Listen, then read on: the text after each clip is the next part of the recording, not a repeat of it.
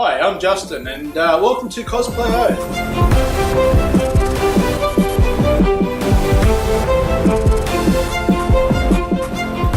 This website is going to show you many different ways of making costumes for cosplayers that are beginners, intermediate and advanced. Us advanced, we're always learning and we all still need to keep learning. We're going to be showing you how to glue things, what glue works, what glue doesn't work. Drilling, painting, we've got airbrushing. If anybody follows my stuff, I airbrush a lot of muscle tone. We're going to learn how to work with wobbler, which I call wobbler. I get picked on for it, but I like wobbler. So we're going to teach all different ways of using wobbler through different cosplayers also. We've got cell shading, we've got different characters. I'm going to teach you how to make Batman stuff, Deadpool stuff. So you're going to learn how to sew costumes. Also you're going to learn how to block stuff. So blocking material, blocking wobbler. We'll be showing all my secrets and other cosplayer secrets. Everything you need to know about cosplay. Yeah, it's going to be a great site, great fun. You're going to learn a lot. So these video tutorials are very much hosted by Ray Johnson. We will be asking questions, which will probably be answering your questions. We're going to be showing you different conventions. We're going to be showing you people's costumes. We want to know how they made it, what they made it from, how long it took them. We're going to have competitions. We're going to send 3 cosplayers off to a material shop and they're going to come back and show us what they can make in an hour. Keep an eye on the website. Okay, so I'm going to give you some just an idea of what cosplay is about and how to make your costumes. So the first thing you need to do is pick a character. I've got, say, here an example of Salvador. Salvador is it's quite an interesting, detailed sort of character. Google it, print it out. I'm pretty happy with that printout. It's got good detail to it. Mobile phones are great because you can zoom in. Zoom in on the tiny little details. It doesn't blur. It still stays that nice clean picture that you want. You must do your homework on characters that you want to do and you're passionate about. Everybody can make the same costume. It may not make it the same, but you will still make the same costume because we make it in layers. Now what I mean by layering is very much like photoshopping, where you have your different layers to make a different picture. Now what I mean by layers is that we've got a t-shirt, we've got a harness, we've got a belt, we've got pants. These are all layers. Once we do layers that way, work on one thing at a time. Don't go, oh, I'm going to make this t-shirt first, and then while I'm making the t-shirt I'm going to try and make the harness, and then I'm going to try and make the belt. Make the t-shirt first, finish the t-shirt. I've got an example here. This is Salvador's t-shirt that I made. I made it first, I finished it. I didn't continue anything else until I finished the t-shirt. Now even the belt is a layer. You've got the belt buckle, completely different to the pouches.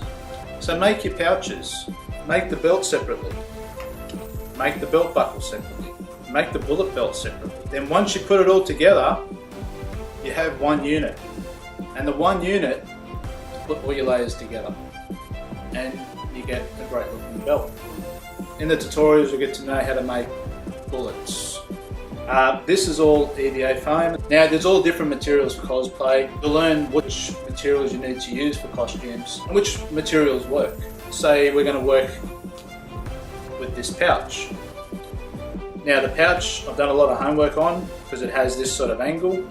We're going to work on the pouch itself. Now the pouch I've used is pleather. And the whole reason why I picked pleather is because we need pouches to look like they're leather pouches. We can make it in EVA foam. Why? Let's make it in leather. It gives it that realistic sort of cartoony sort of feel to it. You could do this in wobbler, but you know why? Why spend money on wobbler when you don't need to? You can just make it. It's quite sturdy. As the green light coming through.